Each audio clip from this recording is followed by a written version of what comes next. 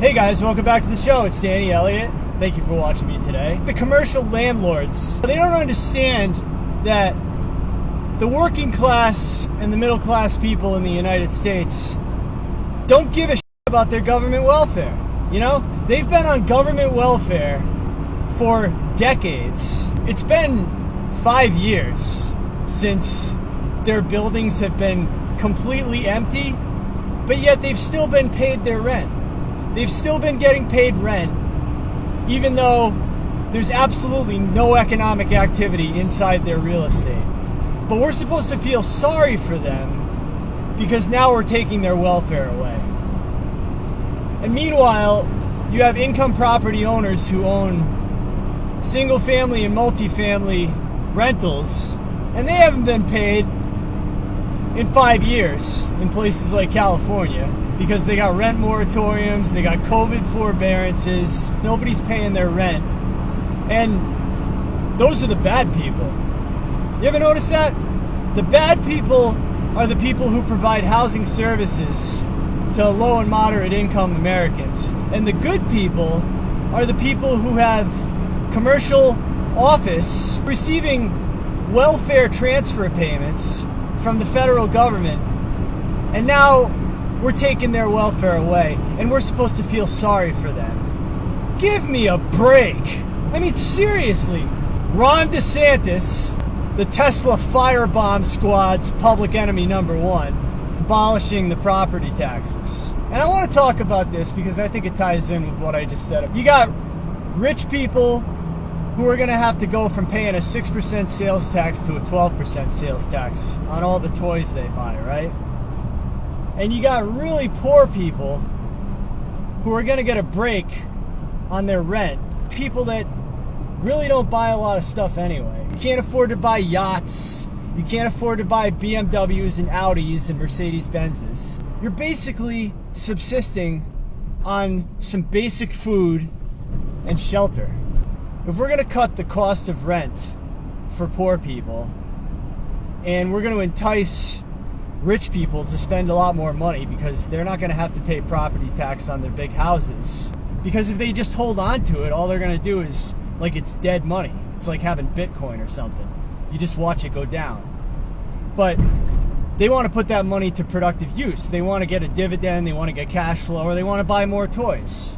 So it's going to create more economic activity in the state of Florida. And low income people, like a lot of people that are very poor, they're not going to pay sales tax on their groceries anyways because they get food stamps. They get SNAP or TANF.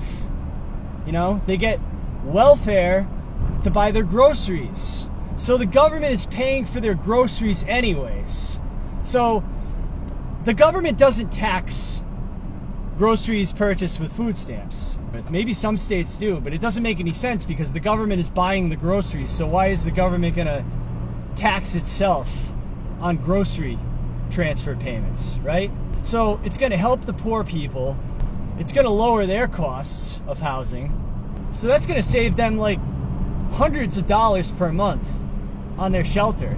They're going to have more money in their pocket. They're going to have more money to go out and live a better lifestyle. Take their kids on a weekend trip somewhere. Maybe they're going to get to go out to eat. You know, it's going to help the restaurants. It's going to help the travel and leisure spending that is crashing right now. You know, the Airbnbs are crashing right now. Everybody's talking about they're selling their Airbnb. Yeah, we know.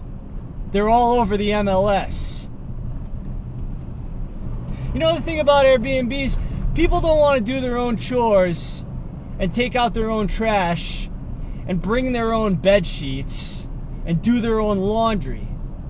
That's why people don't like Airbnbs. I was in the hotel business. I don't like Airbnbs. I like having a housekeeper clean my room. I don't want to clean my own room. Like, I'm not going to pay for lodging and accommodation services and then clean my own room. Okay? That's ridiculous. Yeah, eliminating the property tax would be a huge deal. It would make Florida take off again. Like, it would help the economy so much. But they just want to tell you it's horrible because poor people. I mean, have you noticed that the middle class is now the poor? Like, have you noticed that everybody that used to shop at Whole Foods and Publix and Winn-Dixie are now shopping at Piggly Wiggly and Aldi, and they're shopping at Walmart Supercenter with the, in the grocery aisle?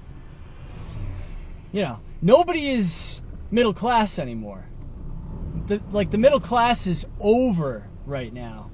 The only way we're going to try to bring it back a little bit is we have to lower the cost of the government. And that's the problem. Nobody wants to cut spending. Not even, the Lord and Savior of the right, Donald J. Trump. He doesn't want to cut spending. He's pissed off at Representative Massey. The level of government that was created by the boomers is completely unsustainable. We can't sustain this level of government, not even in Florida. And that's what's going on. The Florida legislature's pissed. They don't want to cut the property tax. They want to keep things just the way they are. They like all their government slush funds that are paid for by taxpayers. They don't want to cut the levels of government. And, that's what's going on. But I think this would be a great proposal, and I hope it continues to push forward. I hope DeSantis can stay strong and not succumb to these government forces that are telling him that we need our money. What will we do? We have so many government programs that are at risk. What about the poor people? What about the seniors? Give me a break. You spend too much money. We can't afford it anymore. It has to stop. And Ron DeSantis is the only one standing up to it, so that's good. So just wanted to come on and tell you guys about that. And that's it. I'll see you in the next episode. I'm Danny Elliott.